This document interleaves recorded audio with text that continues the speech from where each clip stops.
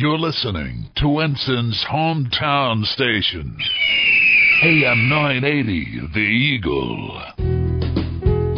And good morning, it's Bill Flynn, and you are in the Eagle Info Hour. And what we endeavor to do is bring you fascinating people and discussion for things maybe you don't think about always, maybe not be forefront of your mind, and then in some cases it is the most important thing to you. We do financial matters, we do legal issues, we did putt-putt golf one morning. Professional putt-putt golf. Yes. And this morning we have, and I'm thrilled to say we share the last name, Ian Flynn is with us this morning. Good morning, Ian. Good morning, Mr. Flynn.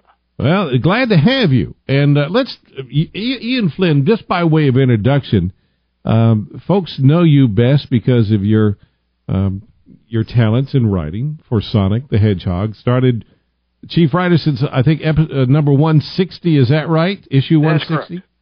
All right, well, tell us, first of all, a little bit about you and how it is you grew up. I mean, did you grow up around comics? And talk to me about that.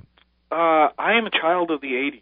I grew up on those wonderful 30-minute toy commercials that were Transformers and Thundercats and Silverhawks and all that jazz.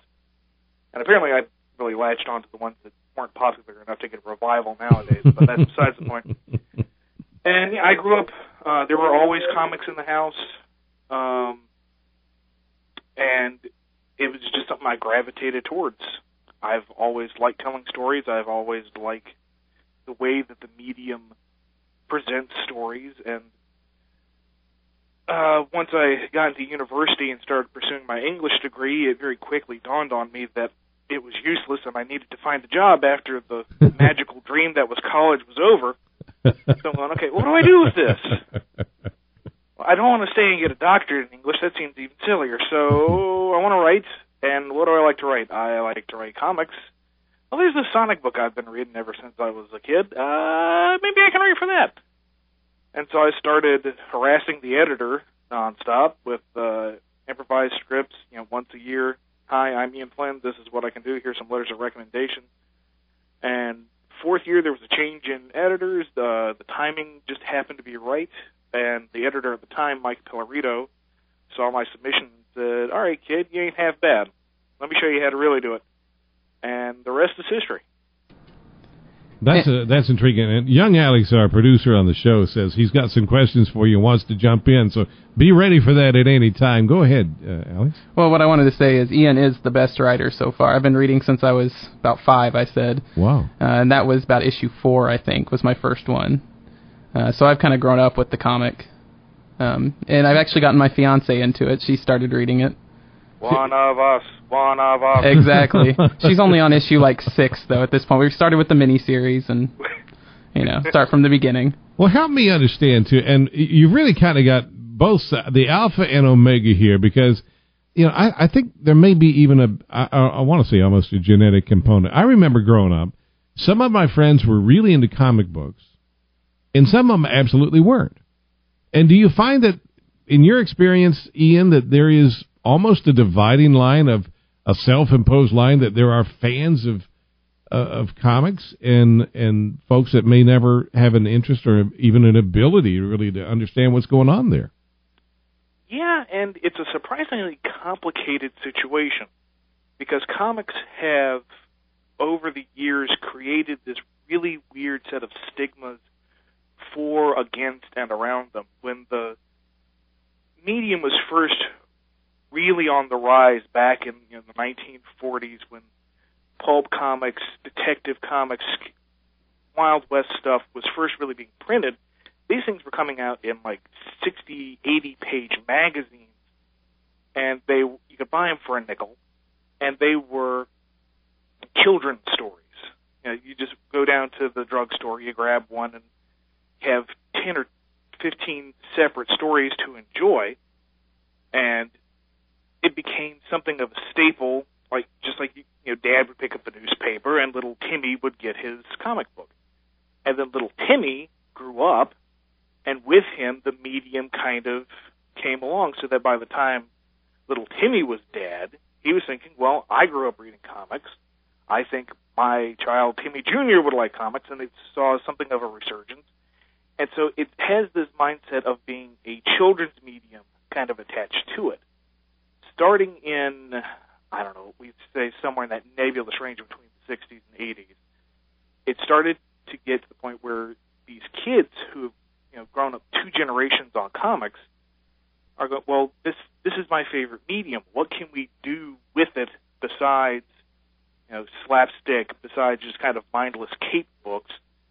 And they started to expand what the boundaries of comics are and try to make it more of an adult medium, especially nowadays with the wider focus with all the Marvel movies and a bunch of the cartoons and other tie-ins that are really pushing these comic stories that have been around for forever.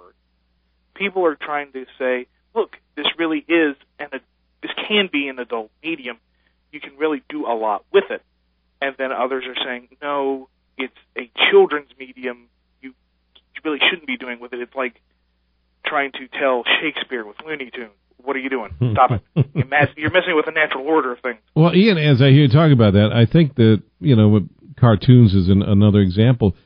Growing up, everything that was a cartoon in my era was deliberately for the child, with maybe a line thrown in there for mom and dad just to have a moment. But primarily, cartoons were associated with children. And then when you look at the top television shows currently out, and it ain't just kids. And these are adult scripts. I don't have to tell you.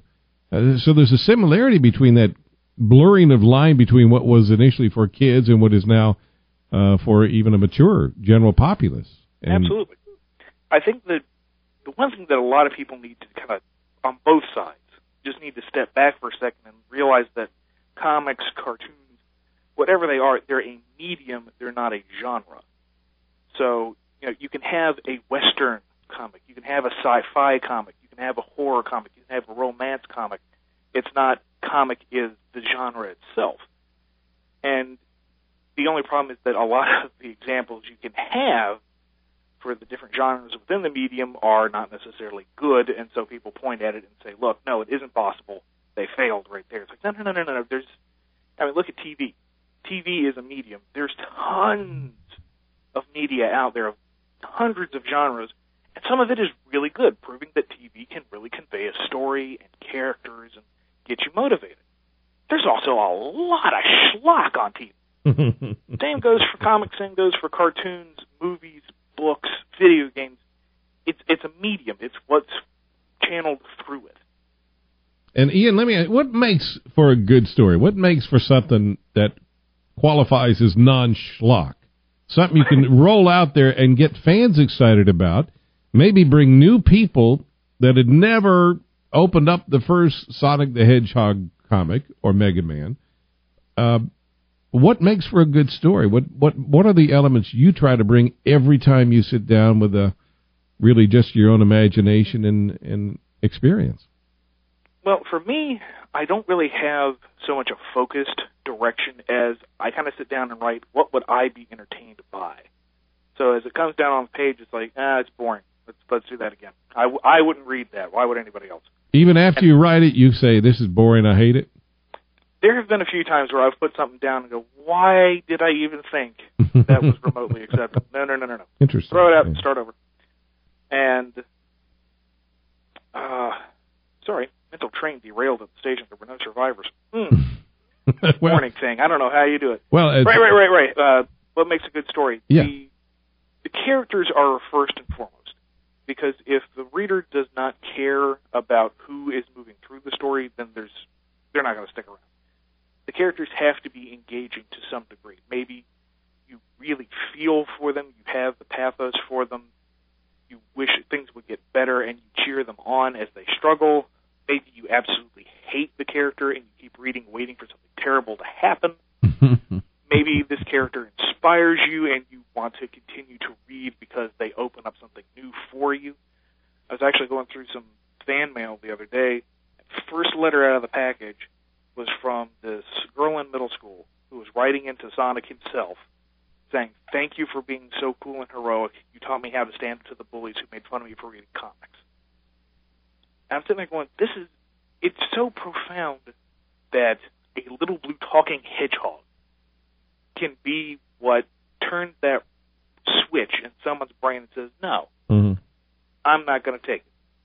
And it just makes me happy that way. Well, that's intriguing that little hedgehog saying something that maybe her mom and dad had been reinforcing since she was old enough to know. It still took that external expression maybe to sell the line, to help the understanding sink in. And that, I mean, if you think about it, that's really a trust that you have been given, isn't it? Yeah, and it's overwhelming and daunting sometimes, to be honest.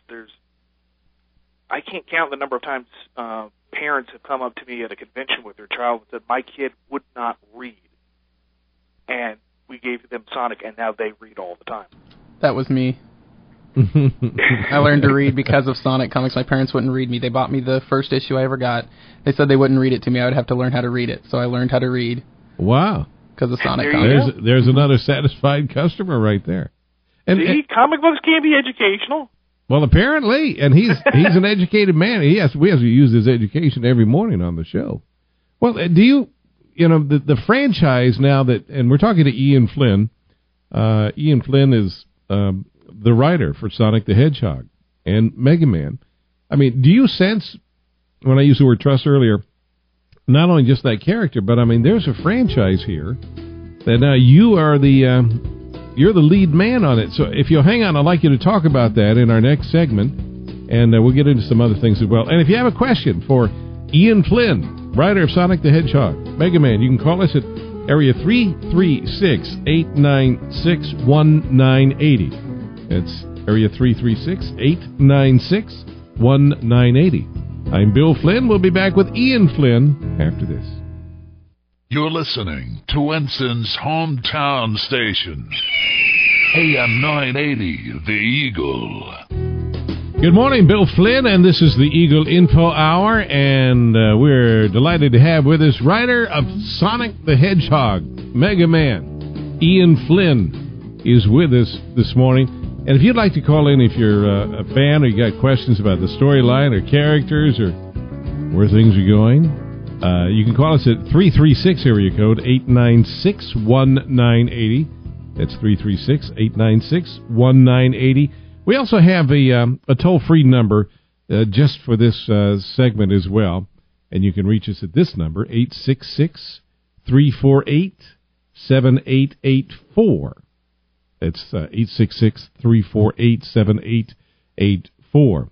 So, Ian, right before the break, we were talking about the sense that you now are leading a franchise that was already pre-existent, that was already famous and well embraced and even well loved before you got there. Now you're in charge of it. Do you ever think is that a daunting responsibility for you? Do you ever look at it from that perspective?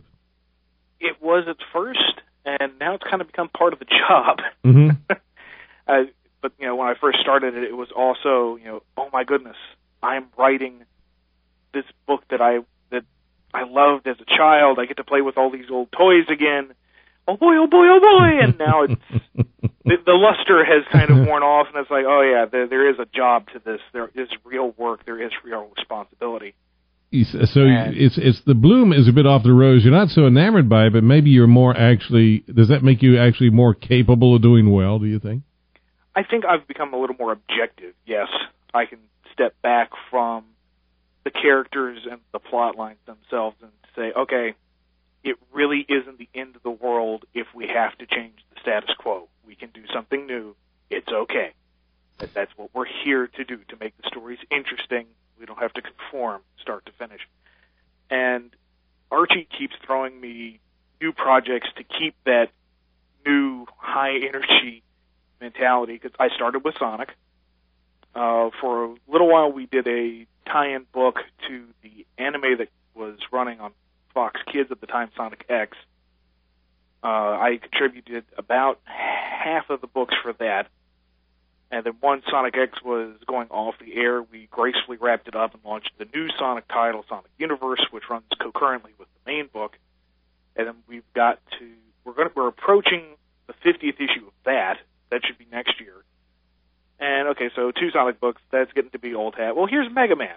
something even more archaic, timeless and beloved compared to Sonic. Cool, we'll get to do that. And we're getting along, and then it's like, all right, we have this old line of superheroes that we haven't touched in a while. Hey, and you want to write your own superhero book? Like, sure. So now we have new Crusaders going on. So now that they've got me working on 4 books, I'm too tired to not get excited anymore. So I think they found this happy medium so that I'm not trying to write out 700 issues of Sonic at one time. Where does all this come from? How do you keep, do you actually immerse yourself into the storyline and you can only write one at a time, or you're writing all 4 at once? How does that mechanism as a writer work for you? I wish I could explain it, patent it, bottle it, and I would become a millionaire. It's just something with how I function. I'll sit down and it's like, okay, right now I have to work on Sonic. And something in my brain will click into place, and that's all I think about. I could recite ridiculous amounts of canon, probably unhealthy amounts of Hedgehog lore, and just bang out a script. Boom, boom, boom, boom, boom. But if you all of a sudden said, okay, now we need to do Mega Man, every gear in my head would grind to a halt. I'd have to take a second, reboot. And, okay, now I'm working on Mega Man. That clicks into place, and go from there. So you have this ability to compartmentalize and totally exclude anything that's not going to be contributing to that storyline or that character.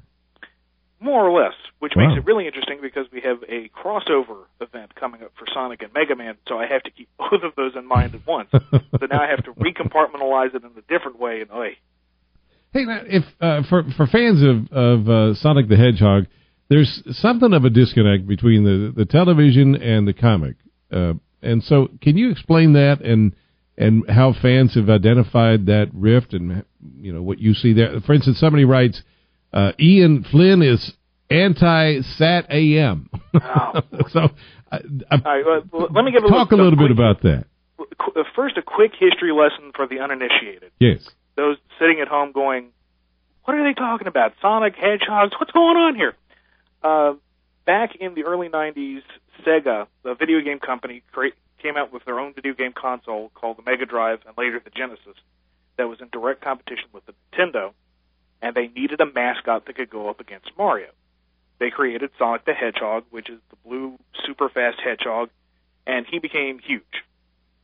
And at the time, there was a large disconnect between the marketing plans between the Western Hemisphere and the Eastern Hemisphere. So in the West, there were 2 cartoons running in the early 90s, one called Adventures of Sonic the Hedgehog, and the other one was just called Sonic the Hedgehog, which is affectionately referred to by the fans as Sat AM, which is a portmanteau of Saturday morning Sonic. All right, now you're going to have to hold it right there, and we will continue discussing the disconnect and the emotion of the fans, and do they embrace it? Do they push you away? And how important is that? That's all ahead. So Ian Flynn, please stay right there, and we're fascinating discussion. Sonic the Hedgehog, Mega Man writer Ian Flynn is our guest on the AM 980 Eagle Info Hour, and we'll continue.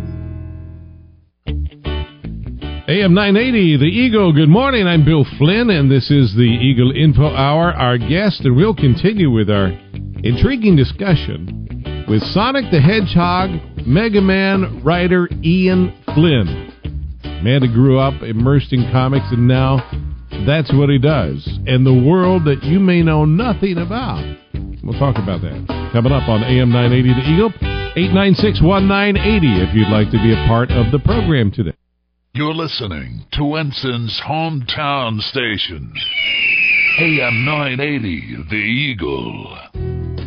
Good morning, Bill Flynn on the Eagle Info Hour, and thank you so much for joining us this morning. And I want to thank Ian Flynn for spending these last few minutes and the next few minutes with us. Ian Flynn is writer for Sonic the Hedgehog, Mega Man, and not only is he a member. How did they say you're the president? You grew up around us, and now you're leading it. Now you're writing it.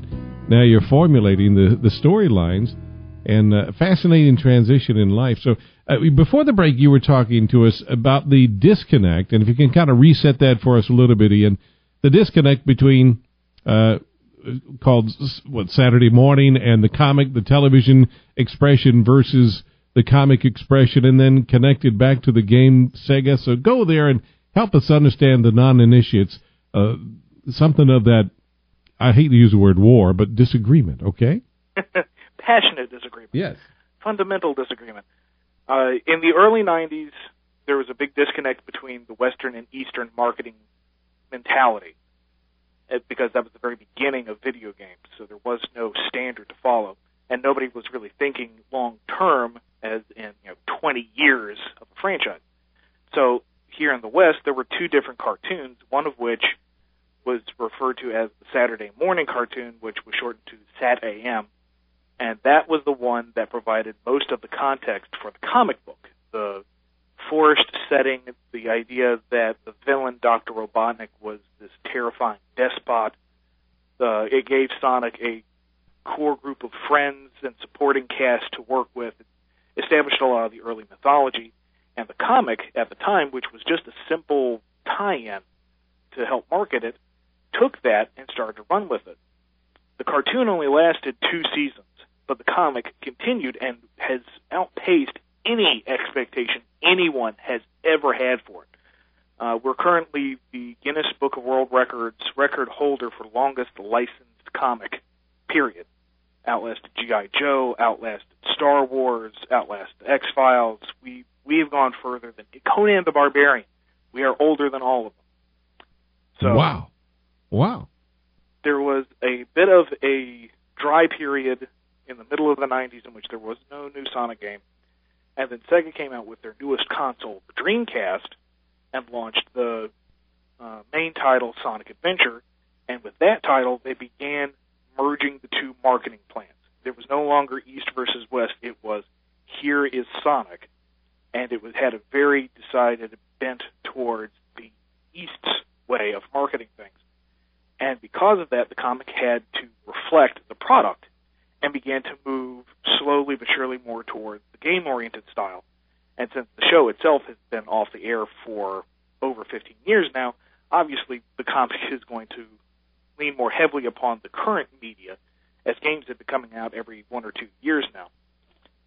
There are some folks who grew up with the old style of the comics, the ones that were focused more on that cartoon element, that are deeply passionate about the characters and the setting, which I can understand, but they are resistant to any kind of change and any kind of incorporation of the new material. While there are those who are game purists who find anything that is not from the initial media, the games, as acceptable, and so anything else is a corruption of their favorite franchise, and so they reject anything like the cartoon or what the comics have been doing. While the comics sit right in the middle, and they're a melting pot of all the various cartoons and manga and anime and game influences, trying to incorporate everybody and just tell a fun story. So there have been some interesting fan letters, emails. Are you ever surprised at the the level of passion that you may elicit from a storyline, or where you take a character and part of that is if you ever make even a nominal mistake in the history or understanding, if a reference or something that is not consistent, do people come after you on that, Ian? People get all over him. Absolutely. And I figure it's a degree of karma because I was one of them at one point when I was young and the internet was young and I was another stupid voice on the internet. How dare you get this one nuance wrong? It destroys everything. Blah, blah, blah. All right. I want to make sure we give time to Alex. I call him Young Alex, our producer, because his name is Alex Seals. He is a huge fan of yours and has been with Sonic for some decades now.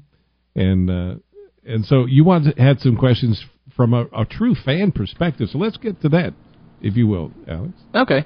Well, my first question, Ian, really revolves around when Sally got roboticized and Nicole was destroyed. Was that kind of a reference to the In Your Face special when it said Nicole was destroyed in a pivotal battle with Robotnik? Or did you even think about that? It's meant to be kind of a gray area reference, yes. Okay. I'm not really beholden to any of the future timelines because they're the future. And exactly. as the great Master Yoda once said, always in motion is the future. So if we tie ourselves down to what's going to happen, it really limits on what we can do now. So if there's bits and pieces that you can link, people can have fan theories out the wazoo going, oh, well, then this can happen, and this can happen, and this blah, blah, blah, blah, blah, blah, blah. And it kind of ruins the future of the comic because you can't make any new changes. Exactly. Okay. I noticed Knuckles is going to be featured in some upcoming comics. Is he going to be featured more as a regular character again, or is this just kind of a special thing for a couple of issues? The story coming up is kind of a special thing. It is very Knuckles-centric. Okay. I'd like to use him more, and the part of the idea behind the original concept of the story was to open him up a bit more, to be a little more accessible. But, best laid plans, you never know what the future's going to bring. I love Knuckles, so I want him more in the book. Just finding the right time and the place for it. Yeah, he's definitely my favorite of the video game characters, so I would like him in more as well. Can you give some details on the encyclopedia that's coming up? I have it pre-ordered, just to let you know. And in the Sonic Digest, because I'm sure like I said, I've been with the comics since issue 4, and then I went back and got the miniseries and all that stuff. So will there be anything in there for somebody who has most of the comics? Digests are more for kind of the casual newsstand fans, like the Archie Digests. Okay. There's something to just pick up and grab. John Gray, who is a longtime fan who has also become a professional. He's a production artist with Archie Comics now. He's highly involved with the Digest, so he'll have some original art in there, but not in, not as kind of a selling factor. If you're a fan of John Gray's work, you might want to pick up the Digest. Okay. The encyclopedia is almost 200 pages of Sonic stuff. Oh, that's awesome. Characters, timeline, technology, magic, history. It was a chance for us to really go in and correct some continuity issues, to pave over others, to explain some deeper thinking behind some stuff that we just don't have time to do in the book, unless a character just sat down and monologued for an entire page. And that's not a good way to tell a story. Are you going to explain? And then, oh, sorry, go ahead. No. It's just a giant book of Sonic. That's awesome. By the way, before you get to the next question, hearing you two guys, you, Alex, as the fan, and you, Ian Flynn, as the writer, it's like a fat person going to a buffet at a really great restaurant, and you're the cook, Ian, and Alex is the overeater here. It is so compelling. It's got to be, to hear that kind of beyond interest. I mean, that's a fan you got there, and they're all over, and that's a huge thing. How does that feel to you, Ian? It never gets old. I absolutely love it. I'm passionate about it because I love this book. I love the universe. I love playing around in it. And to have other people not only equally enjoy it, but to enjoy what I've been contributing to it is just an absolute joy. I've brought something that have made people happy. And that just, you can't describe it. It's a wonderful feeling. Well, going off what you were saying about the encyclopedia, are you going to kind of explain the difference between the two Robo-Robotniks? Because I know I talked to you before once at a comic book signing thing, and you said, you believe the two Robo-Robotniks were different. It's been a long time since I put in the final draft of the book, but I'm pretty sure that we went in and made it very clear there were two and how the timelines work out. And it makes sense because they both had very different histories. It's just when, Sonic only met one of them, and then when he sees the Robo-Robotnik for the first time in 75 or 74 or whatever it was, he says, he acts like he knows him, and Robo-Robotnik says, I told you I'd be back and everything, so. The whole thing is a mess anyway because there's multiple writers and nobody was really tightly controlling the continuity of the book at the time. So it's not going to be a perfect fix for everybody. But it never will be. It's one of those kind of times where I have to put my foot down and say, no, I'm writing this. This is how it is now. Sorry.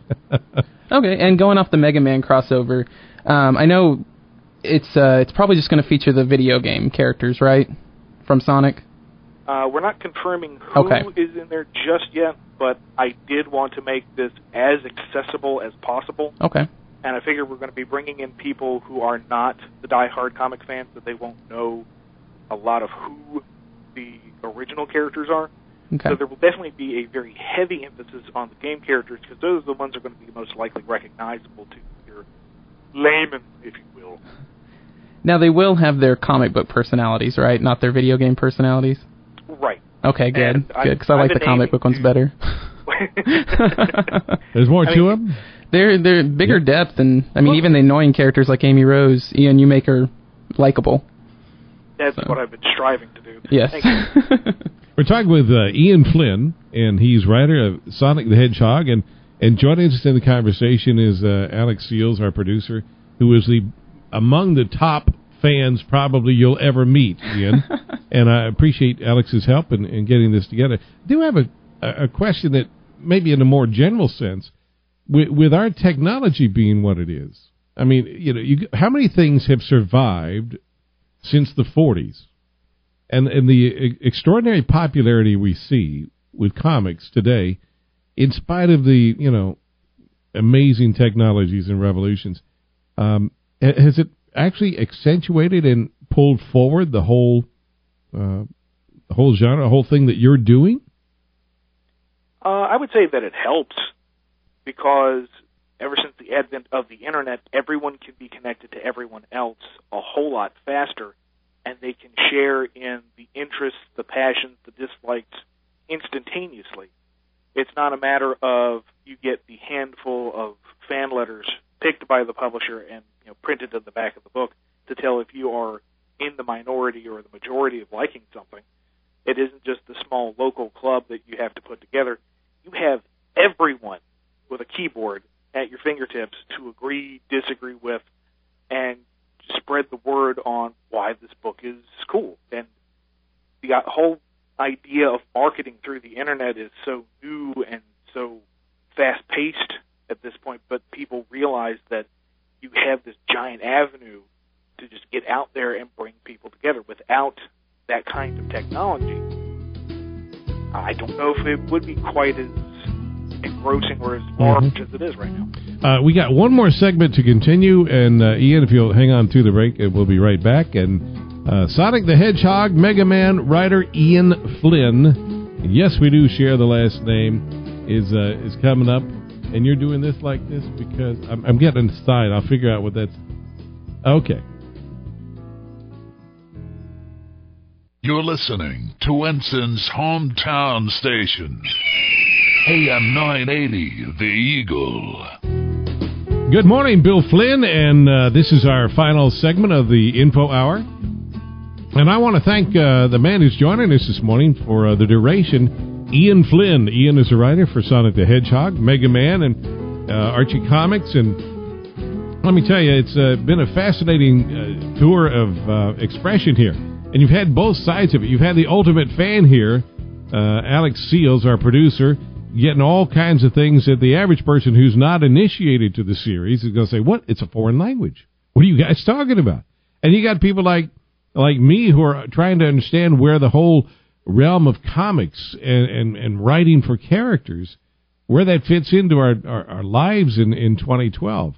And you were just, the point you were making, Ian, I want to make sure you're through with it, the idea that comics have survived and even flourished at a time when the Internet has, changed businesses and closed down companies all over the globe. And somehow comics have been able to coexist and even, as I understand you, even move forward with that opportunity for fan-to-fan sharing of discussion.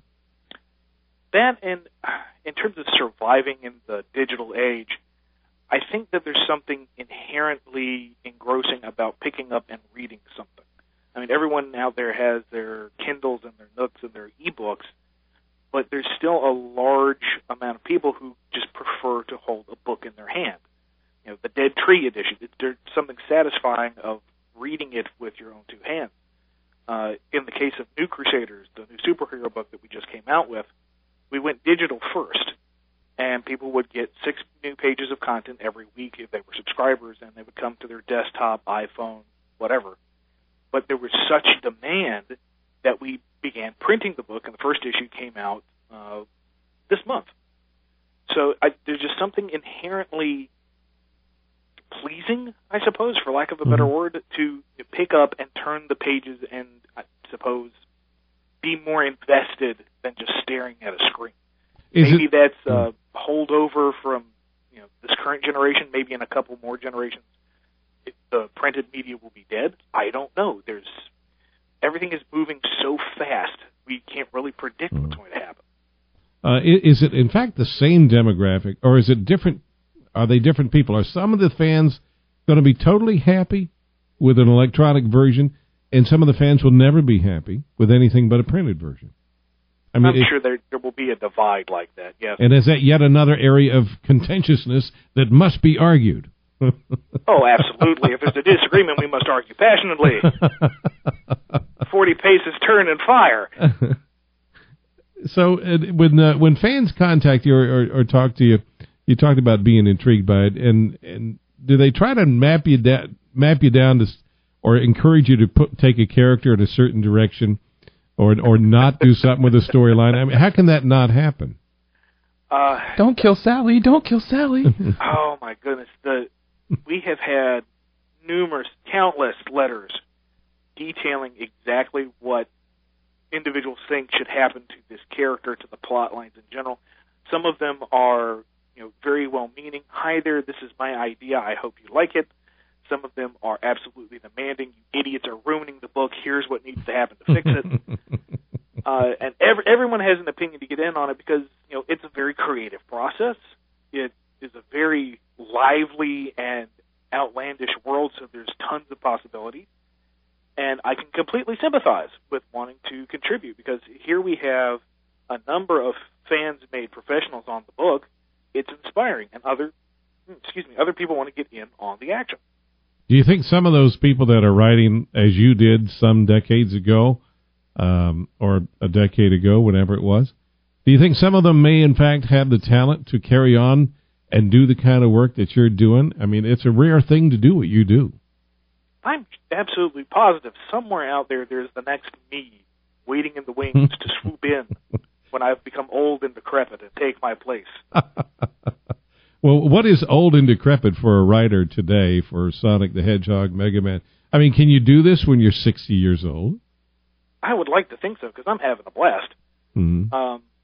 I don't know where it's going to take me right now. I would like to get in on my own projects one day, but right now I'm still having a lot of fun. My bosses are happy, and we'll just ride with that for now. That's big. Well, let me tell you where things are going right now. We're going to have to say goodbye, but thank you so much for spending some time with us, Ian, this morning. And I know Alex will be talking about this interview for weeks to come. And, Ian, you need to put in an eagle for Eagle 980. Oh, there's a plug. I knew it was coming.